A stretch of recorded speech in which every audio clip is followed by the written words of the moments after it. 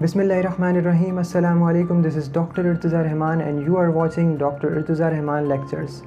तो मेरे दोस्तों, आपके साथ ऐसा बहुत दफ़ा हुआ होगा कि आप एग्ज़ाम हॉल के अंदर बैठे हुए हैं और एग्ज़ाम दे रहे हैं और उस वक़्त कोई क्वेश्चन आपके सामने आता है और उसको आप याद करना शुरू कर देते हैं। तो उसका जो आंसर है वो तो आपके ज़हन में नहीं आ रहा, लेकिन वो आंसर किस पेज के ऊपर लिखा हुआ था, पेज के किस तरफ लिखा हुआ था, राइट साइड पे, लेफ़्ट साइड पे, on the top of the page, on the bottom of the page, ये सब आपको उसकी डिटेल्स याद हैं, लेकिन आंसर एक्चुअली लिखा हुआ कहाँ था ये आपके ज़हन में नहीं आ रहा। या फिर आपके साथ ऐसा हुआ होगा कि आप जो है वो ऊपर से नीचे तक पढ़ना शुरू करते हैं और लास्ट पैरा के लास्ट लाइन तक पहुंचते ही आप एकदम भूल जाते हैं कि आपने ऊपर क्या पढ़ा था और आप ऊपर क्या पढ़ कर आए हैं। देखिए, हमारे साथ तो ये सीन बहुत हुए हैं, मुमकिन है आपके साथ भी ज़रूर हुए होंगे। और अगला मेरा सवाल आपसे ये है कि क्यों ऐसा होता है कि जब आप भी कोई नॉवेल्स पढ़ते हैं या स्टोरी पढ़ते हैं तो उसको पढ़ने के बाद, चाहे 1 साल के बाद, चाहे 2 साल के बाद, अगर आपसे कोई पूछ ले उसके कैरेक्टर्स के बारे में, उसके प्लेसेस के बारे में, उसके अंदर होने वाले इवेंट्स के बारे में, तो आप फ़ौरन जो है वो सारी की सारी इन्फॉर्मेशन A to Z झट से बताना शुरू कर देते हैं तोते की तरह। लेकिन अगर कोई स्टडीज़ के हवाले से कोई बात आपसे पूछ ले तो फ़ौरन आप कहते हैं भाई मैं तो भूल गया, मुझे तो याद नहीं हुआ, मैंने रिवाइज़ नहीं किया, और इस तरह की बातें हम करने लग जाते हैं। ऐसा क्यों होता है? देखिए, मार्क विक्टर हैंसन ये बात कहता है कि our mind is the greatest home entertainment ever created. जी हाँ, अब मैं आपको आपके सवाल का जवाब देता हूँ कि नॉवेल्स और स्टोरीज़ आपको क्यों इतने अच्छे तरीके से याद रहती हैं और अपने स्टडी स्टफ़ आपको क्यों याद नहीं रहता। लेकिन जब भी हम कोई नॉवेल्स या स्टोरीज़ पढ़ रहे होते हैं तो एक्चुअली होता क्या है, हम सारी की सारी इन्फॉर्मेशन को सिर्फ पढ़ नहीं रहे होते, बल्कि अपने दिमाग के अंदर हर चीज़ को इमेजिन कर रहे होते हैं, हर चीज़ को सोच रहे होते हैं, उसकी इमेजेस बना रहे होते हैं और उसकी मूवीज़ हमारे एक्चुअली दिमाग के अंदर चल रही होती हैं। अगर मैं शॉर्टकट के अंदर बात करूँ समझाने के लिए, तो एक्चुअली हम क्या कर रहे होते हैं, हम उन नॉवेल्स को, स्टोरीज़ को फ़ील कर रहे होते हैं और उस पूरी इन्फॉर्मेशन को अपनी एक्चुअल ज़िंदगी में लेकर आ रहे होते हैं, जैसे कि एक्चुअली ये हमारे साथ हो रहा है। तो इसीलिए ये नॉवेल्स और स्टोरीज़ हमारे लॉन्ग टर्म मेमोरी के अंदर सेव हो जाते हैं, हमें बार बार इन्हें रिवाइज़ करने की ज़रूरत नहीं पड़ती। और अनफॉर्चुनेटली ये इमेजिनेशन का जो अनकॉन्शियस मेथड हमें पता भी नहीं होता हम यूज़ कर रहे हैं, अगर यही मेथड हम जो है वो अपने स्टडी स्टफ़ के अंदर इस्तेमाल करने वाले बन जाएँ तो हमारा स्टडी स्टफ़ भी उतना ही हमारे लिए आसान हो जाएगा। इमेजिनेशन, जितना ज़्यादा चीज़ों को आप इमेजिन करेंगे, आप सोचेंगे, अपने दिमाग के अंदर लेकर आएंगे, उतने ही ज़्यादा आपके लिए स्टडी स्टफ़ को याद करना और अपने सिलेबस को, अपने कोर्स को मेमोराइज़ करना आपके लिए आसान हो जाएगा। एक न्यूरो साइंटिस्ट है जॉन मेडना ये कहता है कि अगर आपको कोई इन्फॉर्मेशन आपको सुनाई जाए, आप किसी इन्फॉर्मेशन को सुने और 3 दिन बाद जो है वो उस इन्फॉर्मेशन के हवाले से, उस इन्फॉर्मेशन के बारे में आपसे कोई पूछ ले, तो आपको उस इन्फॉर्मेशन का 10% हिस्सा जो है वो याद रहेगा। और इसी तरह अगर आपको वो इन्फॉर्मेशन दिखाई जाए या आप अपने दिमाग के अंदर उसको इमेजिन कर लें, तो वही इन्फॉर्मेशन जो 10% आपको याद रही थी, 3 दिन बाद आपको 65% तक वो याद रहेगी।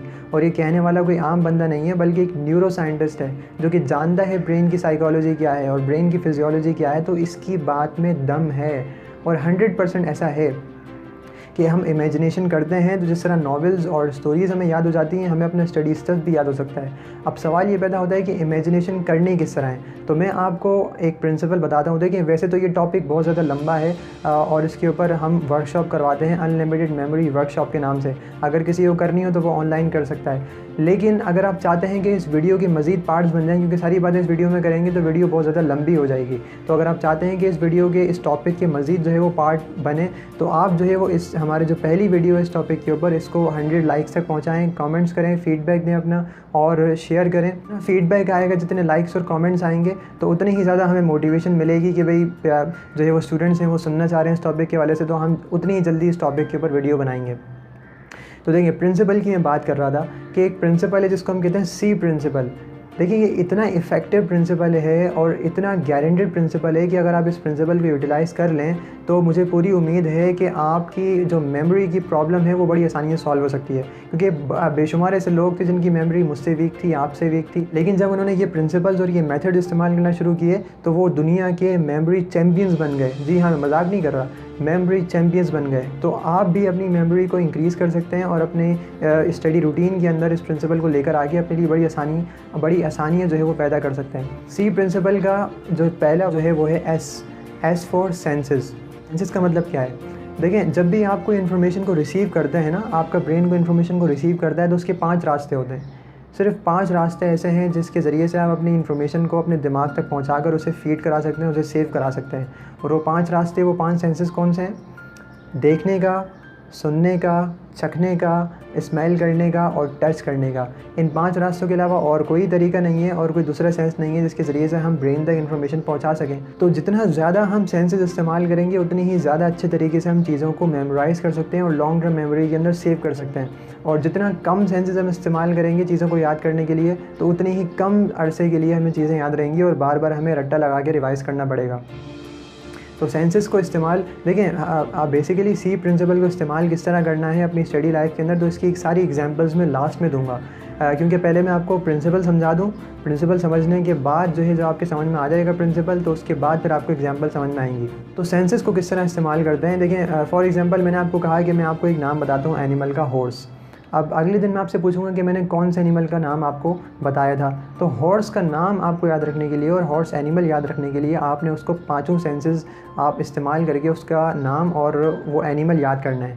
5 सेंसेस आपने हॉर्स को अपने दिमाग के अंदर इमेजिन करना है, हॉर्स की आवाज़ को सुनना है, हॉर्स को टच करना है, हॉर्स की स्मेल को इमेजिन करके उसकी स्मेल को हाइपोथेटिकल इमेज बना के उसे फील करना है, और एंड देन टेस्ट। तो आपको अगर याद करनी है चीज़ें तो आपको टेस्ट भी करना पड़ेगा, यानी इमेजिनेशन के अंदर उसे टेस्ट करना पड़ेगा। तो अगर आपने ये 5 सेंसेस इस्तेमाल कर लिए हॉर्स को याद रखने के लिए, तो डेफिनेटली अगले दिन बड़ी आसानी से आप कह सकते हैं कि सर आपने हॉर्स का नाम बताया था। अब आप कहेंगे भाई एक एनिमल को याद करना तो वैसे ही आसान है, हम बगैर मेथड के भी याद कर सकते हैं। तो देखिए अगर मैं आपको 10 एनिमल दे दूँ, 20 दे दूँ, 30 दे दूँ, फिर आपको मेथड तो फिर इस्तेमाल करना पड़ेगा। तो अगर मैं आपको 50 एनिमल्स भी दे दूँ, आप सी प्रिंसिपल के ज़रिए आप आसानी से उसको याद कर सकते हैं। अगला है ई, एग्जेजरेट।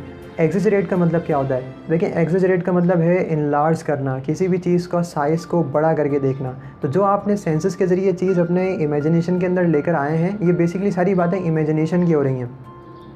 तो सेंसेस के ज़रिए इमेजिनेशन के अंदर लेकर आए हैं, उसे एग्जेजरेट करें, उसे इनलार्ज करें। देखें एक स्ट्रॉबेरी, अगर मैं आपको कहूँ आपको स्ट्रॉबेरी याद करनी है, तो स्ट्रॉबेरी आपको एक नॉर्मल साइज़ की याद करना आसान होगी या फिर एक बड़ी घर के बराबर स्ट्रॉबेरी याद करना आसान होगी?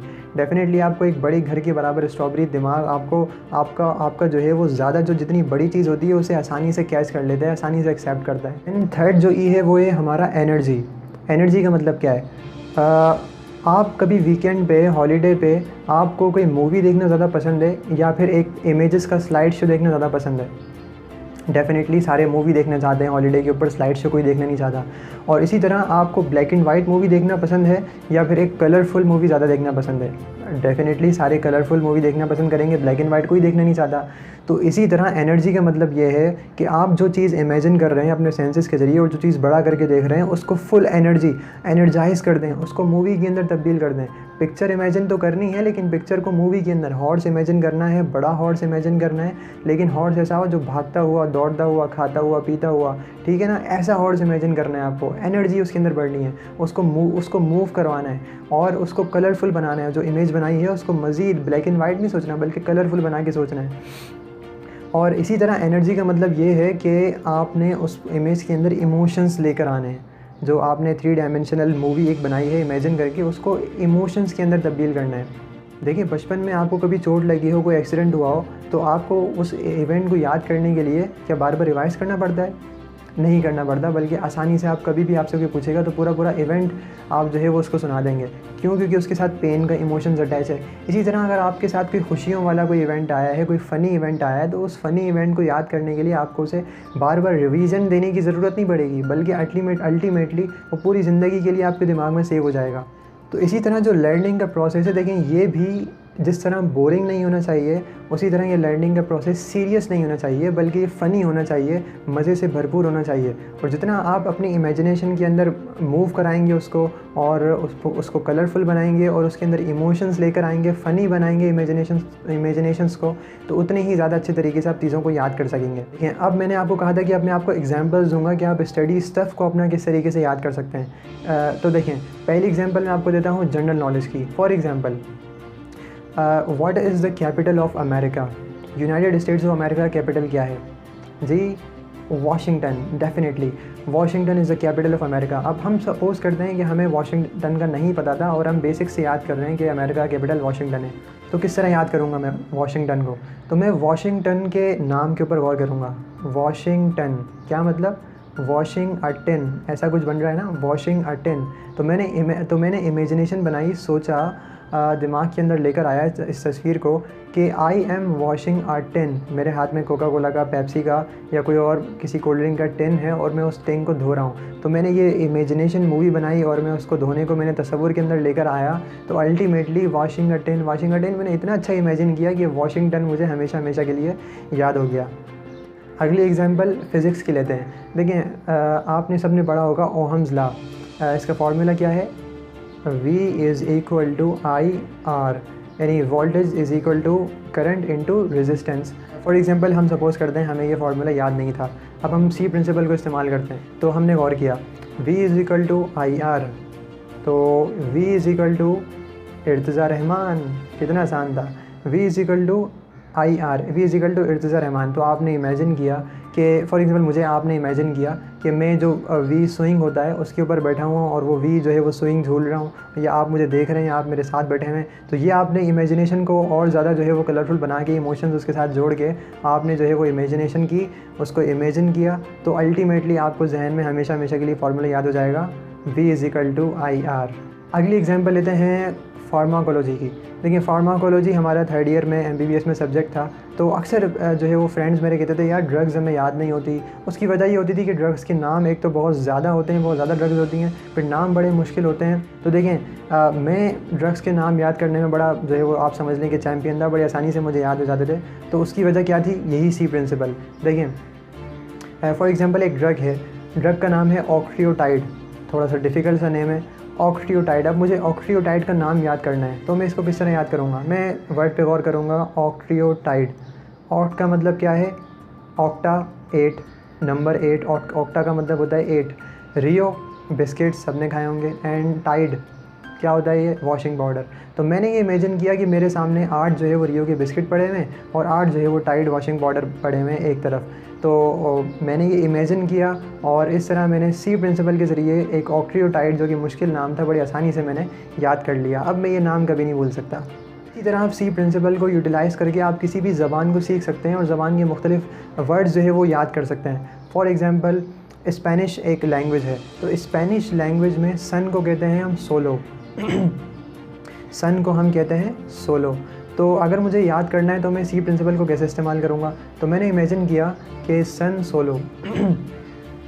तो सोलो, सोल बेसिकली किसको कहते हैं? हमारे पाँव के जो नीचे वाला जो एड़ी वाला हिस्सा होता है उसे हम कहते हैं सोल। तो मैंने इमेजिन किया कि I am standing on the sun and sun is burning my soul, यानी सन जो है वो मेरी पाँव के तले को, जो एड़ी को जो है वो जला रहा है और मुझे तपिश महसूस हो रही है, गर्माइश महसूस हो रही है। ये मैंने थोड़े से इमोशंस जोड़े और एक बड़ा करके इमेज जो है वो उसको सोचा, मैंने मूवी के तस्वुर किया कि मैं सूरज के ऊपर खड़ा हूँ और सूरज मेरे पाँव के नीचे और मुझे जला रहा है। तो सन इज़ बर्निंग माई सोल। फिर आप मुझसे पूछें अगले दिन, 1 साल के बाद, 2 साल के बाद, कि भी सन को स्पेनिश लैंग्वेज में क्या कहते हैं, तो मैं कहूँगा sun is burning my soul. Okay, solo, sun को कहते हैं सोलो।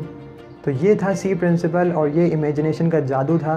तो आप भी इस जो है वो सी प्रिंसिपल को, इमेजिनेशन की पावर को आसानी से यूटिलाइज़ करें, इसकी हैबिट बनाएं और जितनी जल्दी हैबिट बना लेंगे उतना ही आपके लिए जो है वो स्टडी लाइफ आपकी आसान हो जाएगी। शुरू में हैबिट बनाना मुश्किल होगा, लेकिन जैसी बन जाएगी तो फिर उसके बाद कोई भी टीचर आपको पढ़ाएगा, आप बुक से पढ़ेंगे तो आप ऑटोमेटिकली ऑटो पायलट आपका सेट हो जाएगा और ख़ुद ब खुद आप उसको सी प्रिंसिपल के तहत याद करना जो है वो शुरू कर देंगे। तो देखिए, अगर आपको वीडियो पसंद आई हो तो लाइक करें, शेयर करें, सब्सक्राइब अगर आपने नहीं किया तो सब्सक्राइब करें और उसके बाद बेल आइकन को प्रेस करें।